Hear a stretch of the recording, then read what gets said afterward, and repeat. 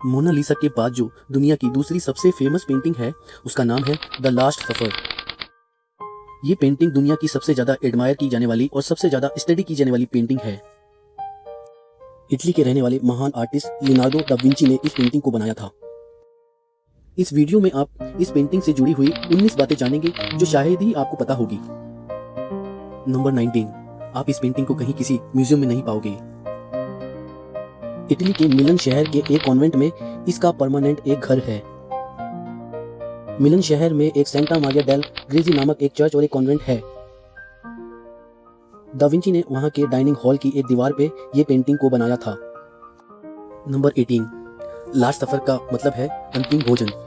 इस पेंटिंग में जीसस को रोमनों द्वारा पकड़ लिए जाने और सूली दिए जाने से पहले अपने 12 शिष्यों के साथ भोजन करते हुए दिखाया गया है। नंबर 17, अब ये तो सभी जानते हैं कि इस फोटो में जीसस को आखिरी बार अपने 12 शिष्यों के साथ भोजन करते हुए दिखाया गया है, लेकिन सही मायनों में देखें पेंटिंग में उस पल को कैद करना चाहते थे जब जीसस अपने शिष्यों को वो बात कहते हैं कि तुम में से एक मेरे साथ विश्वासघात करेगा। और ये बात सुन के सभी शिष्यों को धक्का लगता है, सभी अचंभित रह जाते हैं और दा विंची अपनी इस पेंटिंग में इस पल को कैद करना चाहते थे। नंबर 16, दा विंची ने अपनी पेंटिंग में दिखाया है कि जीसस के स्टेटमेंट से एकदम से सब पे कैसे प्रभाव पड़ता है। सभी के बीच इमोशन की लहर दौड़ पड़ती है, सभी के चेहरे का रिएक्शन और दिल में इमोशन की लहर दौड़ पड़ती है। सभी के चेहरे का रिएक्शन और इमोशन की वजह से दा विंची की इस पेंटिंग को बहुत मनोहर बना दिया। नंबर 15, बाइबल के अनुसार जब जीसस अपने शिष्य को कहते हैं कि तुम में से एक इंसान मेरे साथ विश्वासघात करेगा, जीसस की इस बात पे उनके शिष्य फिलिप पूछते हैं, भगवान क्या वो मैं हूँ? जीसस भविष्यवाणी करते हैं कि उनका विश्वासघाती उनके साथ ब्रेड उठाएगा। और पेंटिंग में हम देख सकते हैं जीसस के ये कहने के बाद उनका एक शिष्य जेम्स द ग्रेटर अपने हाथ एकदम से पीछे कर लेता है, और वहीं दूसरा शिष्य जूडस जिसका ध्यान पीटर और जॉन की बातों से डिस्ट्रैक्ट हो जाता है और वो अपना हाथ ब्रेड उठाने के लिए प्लेट की ओर बढ़ाता है। उसी टाइम जीसस भी अपना हाथ प्लेट की ओर बढ़ाते हैं। जूडस ही वो इंसान था जिसने जीसस के साथ विश्वासघात किया था और रोमनों द्वारा जीसस को पकड़वाया था। पेंटिंग में दा विंची ने इस दृश्य को बहुत ही खूबसूरती से दिखाया है। नंबर 14, पेंटिंग में जूडस ही एक ऐसा व्यक्ति है जिसको दा विंची ने डार्क स्किन का बनाया है और उसके राइट हैंड में पैसे से भरा एक पाउच है जो उसे एज ए पेमेंट दिया गया था जीसस के साथ विश्वासघात करने के लिए। नंबर 13, ये कहा जाता है कि जब पेंटिंग में जूडस का चेहरा बनाने की बात आई, दा विंची मिलन शहर की जेलों में जाकर ऐसे चेहरे को ढूंढने लगे जिसका चेहरा बिल्कुल दुष्ट की तरह दिखता हो, और जब उनको कोई ऐसा दुष्ट चेहरा दिखा उसी के चेहरे पे ही उन्होंने जूडस का चेहरा बनाया था। और एक बात, जीसस के साथ विश्वासघात करने की वजह से जूडस का नाम आज गद्दार का सिरेनेम बन चुका है। नंबर 12, जितना आप सोचते हैं ये पेंटिंग उससे कहीं ज्यादा बड़ी है। इसका साइज 180 बाय 350 इंच है और इस पेंटिंग ने दीवार के दोनों कोनों को कवर किया हुआ है। नंबर 11, द लास्ट सफर की सामने वाली दीवार पे एक दूसरी पेंटिंग बनी हुई है। इस पेंटिंग में जीसस को सूली दिए जाने वाली घटना दिखाई गई है। इस पेंटिंग को बनाने वाले इटली के एक पेंटर जियोवानी डोनाटो दा मोंट्रोफानो ने 1495 में बनाया था। नंबर 10, ये पेंटिंग इतिहासकारों के बीच काफी विचार का विषय रह चुकी है। इस पेंटिंग ने इतिहासकारों और लेखकों को काफी सोचने पर मजबूर किया है और कई तरह के अनुमान इस पेंटिंग के लिए लगते रहे हैं, क्योंकि पेंटिंग में दा विंची ने कई मैसेजों को छुपाया है। नंबर 9, सबरीना फोर्जा ग्लेट्जिया एक इटालियन आर्ट एक्सपर्ट हैं। 2010 में इन्होंने इस पेंटिंग को समझने की कोशिश की। उन्होंने इसमें मैथमेटिकल एस्ट्रोलॉजिकल मेथड को देखा। उन्होंने बताया दा विंची ने पेंटिंग में दुनिया के अंत का एक मैसेज छुपाया है। सबरीना के अनुसार दा विंची ने पेंटिंग में ऐसे मैसेज दिए हैं कि ऐसे 4006 में दुनिया का अंत होगा। नंबर 8, ईसाई होली ट्रिनिटी पे बिलीव रखते हैं। ट्रिनिटी को हिंदी में त्रिएक कहते हैं। ट्रिनिटी का मतलब है कि परमेश्वर 3 से मिलकर बना है, पिता, पुत्र और पवित्र आत्मा। इसी कारण दा विंची ने अपनी पेंटिंग में कई बार 3 का इशारा किया है जो ईसाइयों के विश्वास को होली ट्रिनिटी को दिखाता है।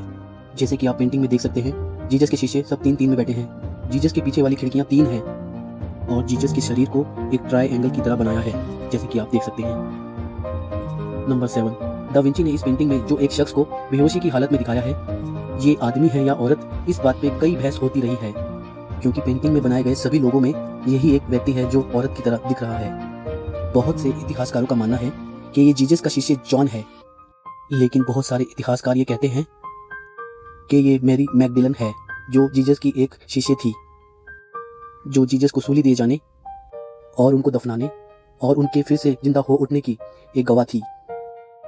Number 6, the last suffer painting में एक छोटी सी गलती है।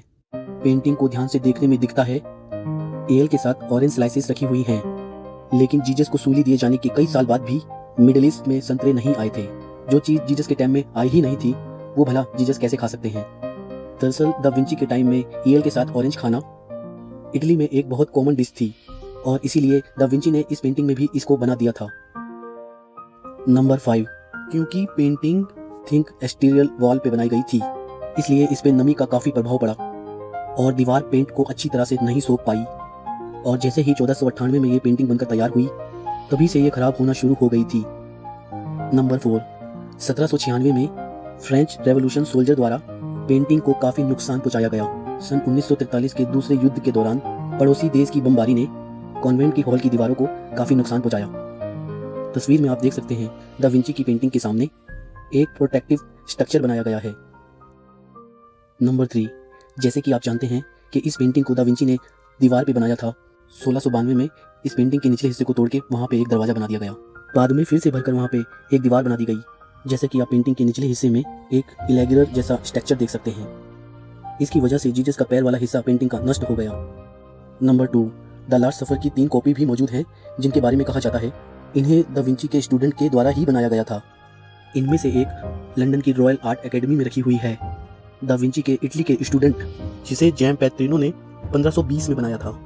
जब 1978 और 1998 में जब दा विंची की पेंटिंग को रीस्टोर किया गया, तो ये पेंटिंग ही मेन सोर्स थी और जो दा विंची की पेंटिंग में चीजें गायब हो चुकी थी, जो खो चुकी थी, जो डिटेल्स खो चुकी थी, इस पेंटिंग ने उसको जिंदा रखा है। जैसे कि जीसस के पैर, आप दा विंची की पेंटिंग में अब उनके पैरों का हिस्सा नहीं देख पाओगे। दा विंची के स्टूडेंट की पेंटिंग को देखकर आप ये अंदाजा लगा सकते हैं कि ये पेंटिंग कैसी थी पहले। नंबर 1, आज जो इटली के चर्च में बनाई हुई पेंटिंग है वह दा विंची की पेंटिंग नहीं है। क्योंकि मैं इसलिए कह रहा हूँ क्योंकि कई एनवायरमेंटल फैक्टर की वजह से और कई इंटेंशनल डैमेज की वजह से ये पेंटिंग लगातार नष्ट होती रही और पेंटिंग को 1498 से 1999 तक 7 बार रीस्टोर किया जा चुका है। इस पेंटिंग को रीस्टोर करने का प्रयास 1726 में किया गया था और आखिरी बार इसको रीस्टोर किया गया था 1999 में। इसलिए इस पेंटिंग में दा विंची के बनाए हुए मास्टरपीस का आज कुछ ही हिस्सा शेष बचा है। तो इस वीडियो के लिए इतना ही। अगर आपको वीडियो अच्छी लगी हो तो कमेंट करके जरूर बताएं।